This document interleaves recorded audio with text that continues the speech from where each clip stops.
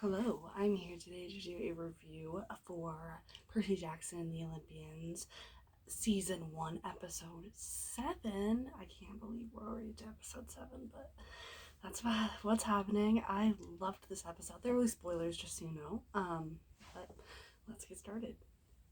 So, I like I said, I loved this episode.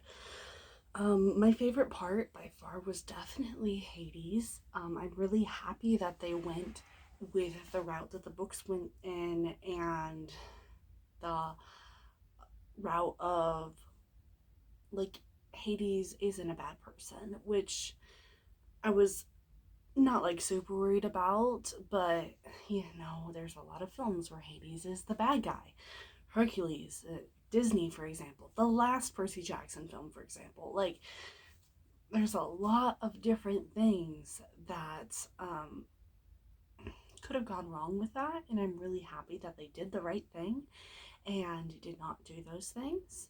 Um, Probably my favorite part right there. I loved Hades. He was exactly what I wanted him to be, and it made me really happy about that. We got to see the shoes like try to fly into Tartarus, and that was really cool too. I was really excited that they kept that in, especially because it foreshadows, at least for me, a lot of like Mark of Athena, like Hang On for Dear Life by Tartarus, like that will happen again in that foreshadowing. Although it definitely was not meant to be foreshadowing, unless he had that planned for like 10 years in the future. But it just is kind of like, to me, it's like it's a nod that that will happen later, even though it probably wasn't meant to be. Um, yeah, I had a good time with this episode. The beginning I feel like was a little slow. Um, I don't know. I feel like there were some changes from the books that kind of made the story a little bit like more slow paced, I guess.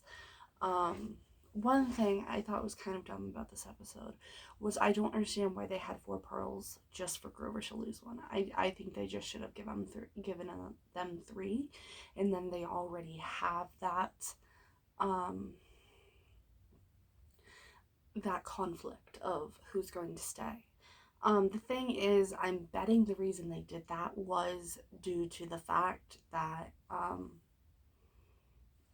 they they made the gods out to be really sucky people, and they are, yes, but they even more so, I think, than the books did, and they're trying to make them seem better. And so for Percy to be like, oh, my dad's not too bad, he was thinking about his mom and gave them a fourth pearl, and I think that's why they did it, but I still don't really understand why they didn't just do three.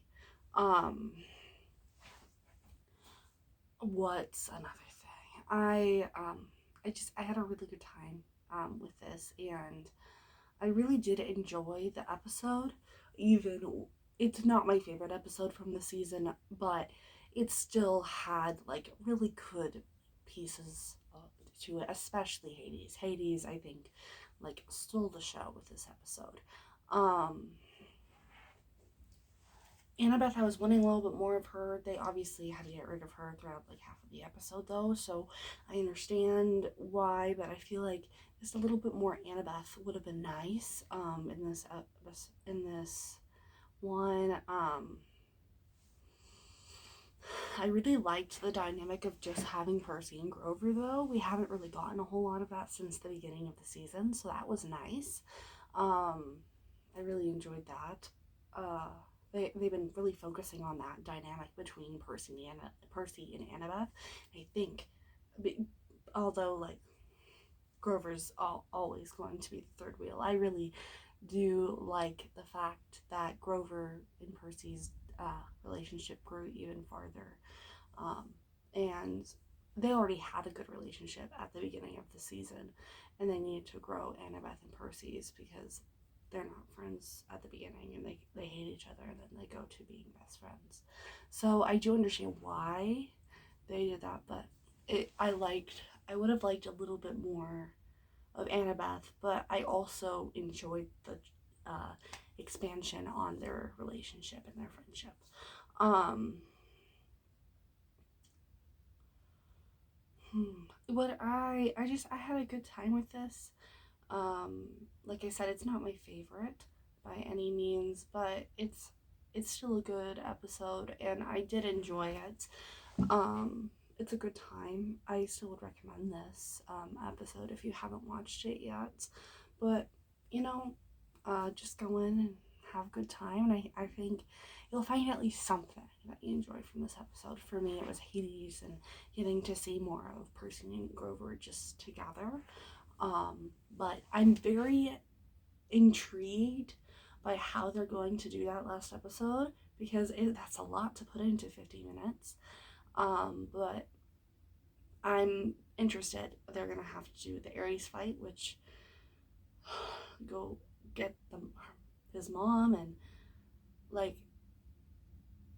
go to give the lightning bolt back, and Luke um has to betray them. Like, there's a lot that's going to happen in that episode, and I'm really hoping that it's not rushed, but I'm excited to see where it goes.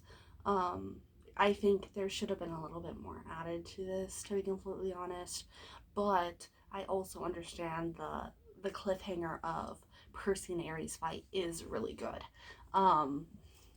Because that's why most people are watching this show, is to see that. Because it's such a like a cinematic experience in the book, and it's really a just so sad that they didn't put that in the film, because of all the things they could have put in the film from the book. I think that's the most important. One, it shows like Ares and the gods, but two, it also just shows like the action and the fighting, which I really am very excited to see. But yeah, I feel like I'm being a little harsh on this episode. It wasn't bad. I had a good time with it. I was just wanting a little bit more, I guess. All the other episodes have been like top tier, stellar episodes, and this one just lacked a little bit for me. But still, I had a fantastic time watching this. I really enjoyed it, and I can't wait to see what they do with the next episode. But yeah, that's really it with that. I'm very excited to continue to watch this show, and I'm sad that it's almost done. But yeah, I hope you're all having a wonderful day. I love you all 3000, and please stay safe. Bye, guys.